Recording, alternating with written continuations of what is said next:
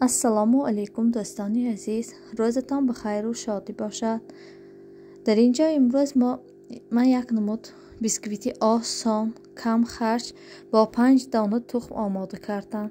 حتما تماشا کنید. من در اینجا با ما شکر 150 گرم شکر، 5 دانه تخم، 150 گرم آرد و ما لازم است. 5 دانه زردی تخم را از زردی جدا کرده من یکم سفیدیش را نغز کک لط میزنیم تا سفید شدنش لط میزنیم.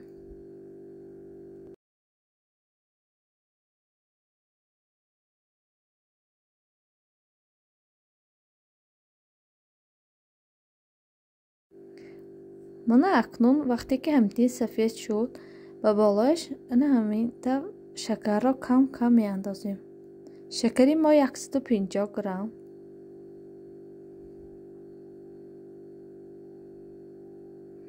یعنی 5 قاشق کلان، 150 گرم 5 قاشق کلان می شود.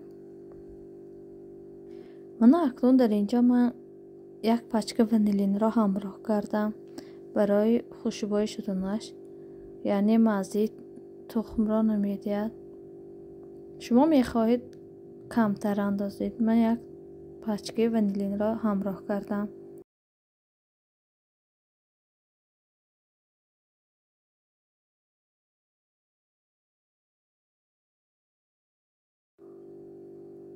من اکنون زردی تخممان را یک دام من می اندازیم.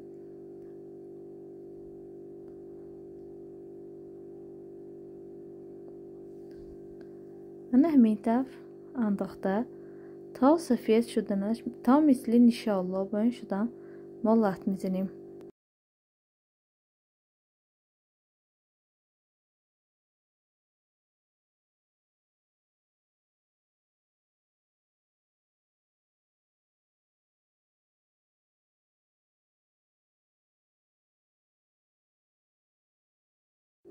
من اکنون تیار شد و بالای این ما اکنون من آرد را حتما از سیت میگذرانیم برای آنکه بیسکویت ما باز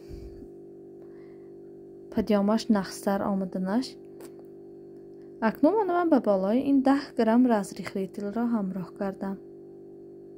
من 10 گرم رزریخ ریتل را همراه میکنیم. کم کم به بالای آرد انداخته این طور از سیت میگذرانیم.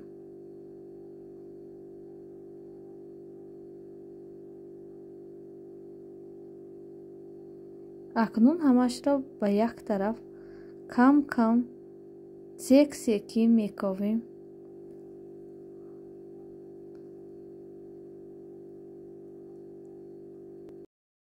من اکنون همه آرد را انداختم. غفصی و سیوقی بیسکویت ما همین طور بیاد. من اکنون باز به یک طرف میکاویم.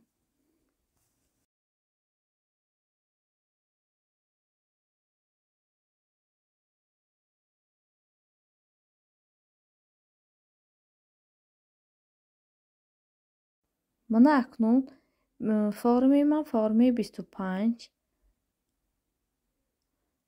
من بیسکویت خمیرمان را انداخته. اکنون دخافگامای من در حرارتی 160 گرادوس ماندم. در مدتی 30-35 دقیقه بیسکویتی ما تیار میشه. دخافگامای دهنشه نمیکشم برای آنکه اگر ما کشاییم پدیام بیسکویت ما پایی میشه. برای همین من نمیکشم. من اکنون بیسکویتی ما تیار شد. حتما آماده کنید. من پدیامش خیلی که میبینید بلند خوش رو آمد. نه حتما تیار کنید. با 5 دانه تخم یک بیسکویتی آسانی کم خرج تیار شد.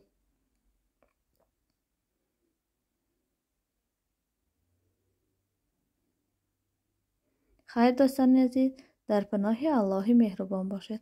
خیر، خدا حافظ تا ویدیوهای آینده.